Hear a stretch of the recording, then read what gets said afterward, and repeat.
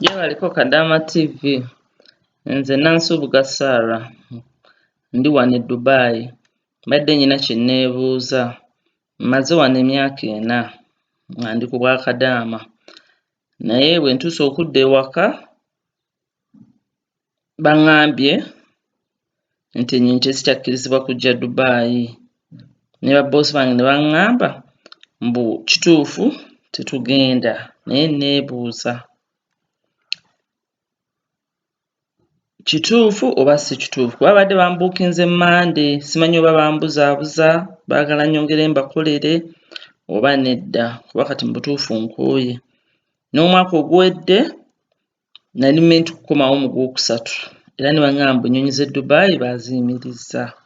Simanyi oba bali ku kakodyo oba nedda. Naye bwe bagamba nti baaziyimirizza,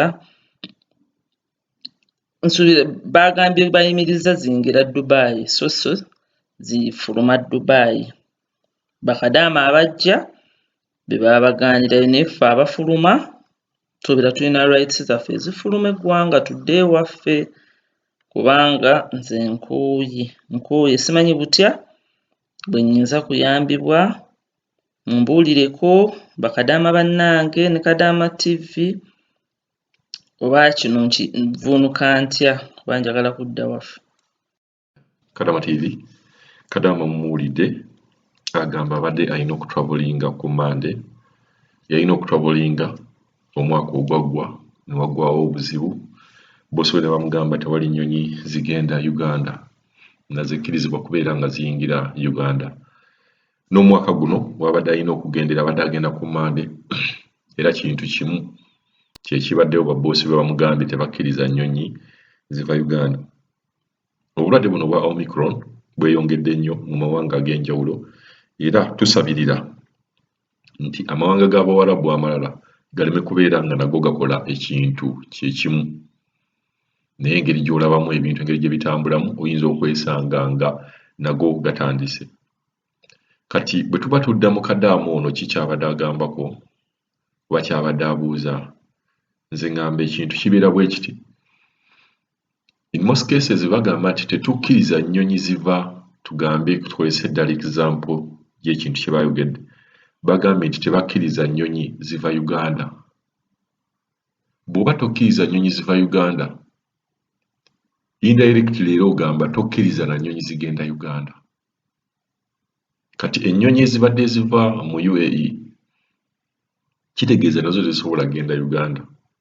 Lwa nsonga ennyonyi bw'egenda Uganda, Fly Dubai egenze Uganda, oba Emirates zigenze Uganda, ziyina okuvaayo. Kati mu kuvaayo okuyingira Dubai kitegeeza nti eba evudde Uganda. Kati awo kakodyo kaba nnyonyi kubeera nga bagamba ffe tetukkiriza nnyonyi ziva eno. Kitegeeza era ogambye ekintu kyekimu nti era tokkiriza na nnyonyi zivawo. So Kadaama kino boosi we kye yagambye nti tebakkiriza nnyonyi zigenda, gwe n'ogamba wabulidde tebakkiriza nnyonyi zijja.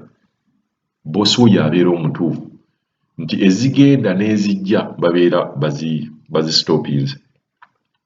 Wabula ekintu gavumenti ky'eba erina okukola kwe kubeera nti ye esobola okusukuma ennyonyi ne tugamba nti watusukumi Ugandan Airlines ne zigenda, nnyonyi ya Uganda Airlines, bw'egenda n'eggyayo bannayuganda ababeera bali stranded mu nsi eyo.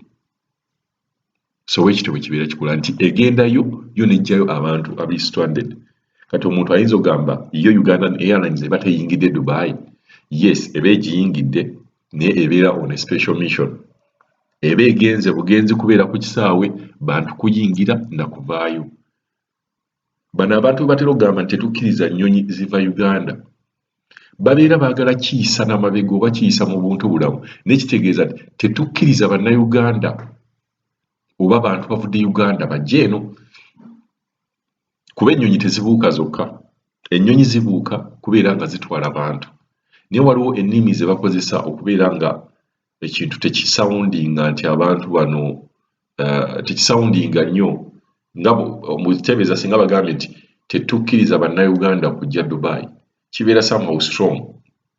Kibeera nga abantu bayinza okugamba bali racist kati bo bagamba tetukkiriza nnyonyi kuba bo bakimanyi ennyonyi ereeta bantu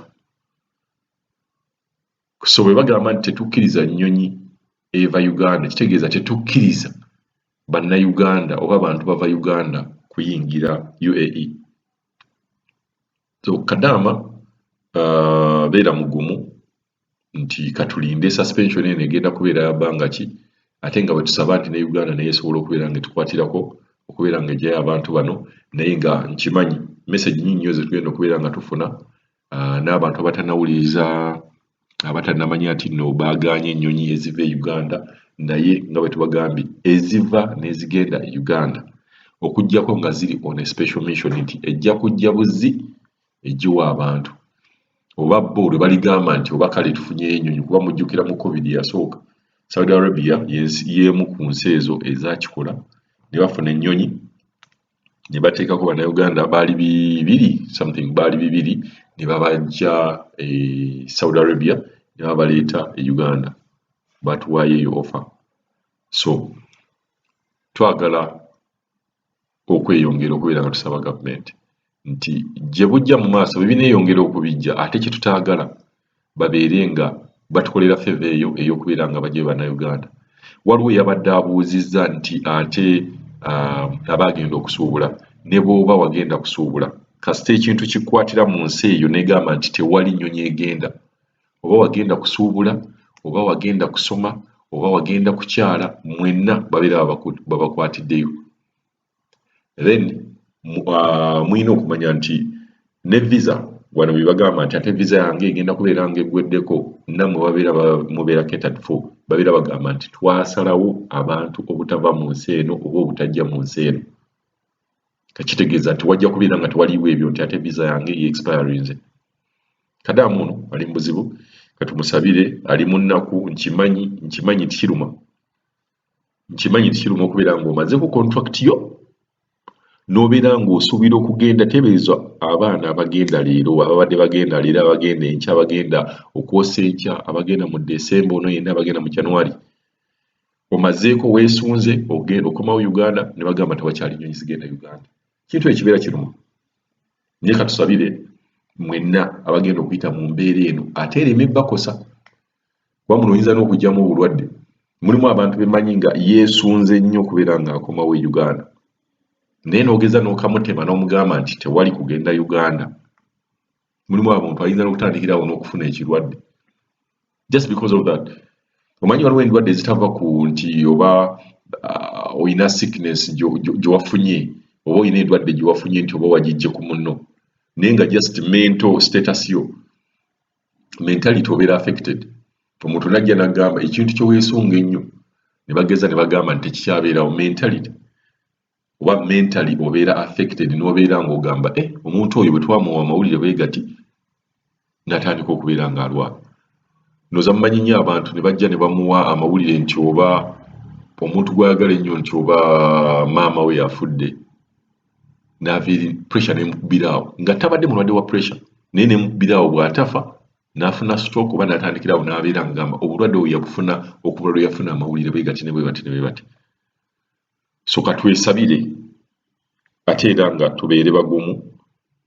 Korona yasooka twamuyitamu n'ono tugenda kumuyitamu naye embeera eriwo kaakati message zetusinga okufuna z'Abakadaama kugamba nti babboosi baabwe tebaagala kubeera nga bagenda Uganda ate nga jjukira ne babboosi bennyini bagenda gikozesa nga advantage. Ogenda kuwulira ne Bakadaama ab'e Saudi nga babboosi baabwe batandise bagamba ekintu kyekimu ye kasita awulirako ekintu kyonna oba kya happeninze nga Dubai oba Abu Dhabi nga naye akireeta agamba ne Saudi yagamba ekintu kyekimu kuba babeera tebaagala mubeere nga mugenda kuba batya nti bwe babeera tebakkiriza nnyonyi kubeera nga ziyingira mu nsi zaabwe kitegeeza bajja kubeera nga bakyalina Kadaamu ate abantu abo tebasobola kwekolerera. Ate nga jjukira basooka kustopinga ensi nga South Africa, Kenya, Tanzania kakitegeeza Abakadaama abayingira bakendedde oba bava mu nsi eyo tebakyaliwo. Kati abatono ababadde bava mu Uganda n'ensi endala ate nabo batandise okubeera nga babateekako baano. Kakitegeeza Bakadaama abali mu nsi ezo nabo babeera baagala basooke babasigaze babayise mu mbeera ey'embi. Kati Kadaama yenna ali mu nsi y'Omuwarabu, oliyo okubeera nga bwe babeera basitoopinze bakadaama bava mu nsi yo oba bakadaama bava mu nsi endala, gw'olina okusooka n'obabeesabeesa okubeera nga bayita mu mbeera ey'embi, then bwe banaagivaako nga bateeri, awo oba osobola okubeera ng'oddayo Uganda. Katwesabire embeera ereme kubeera ng'esajjuka. Kasita baatugambye nti ate Omicron si mubi nnyo ng'ate abantu be bamugamba.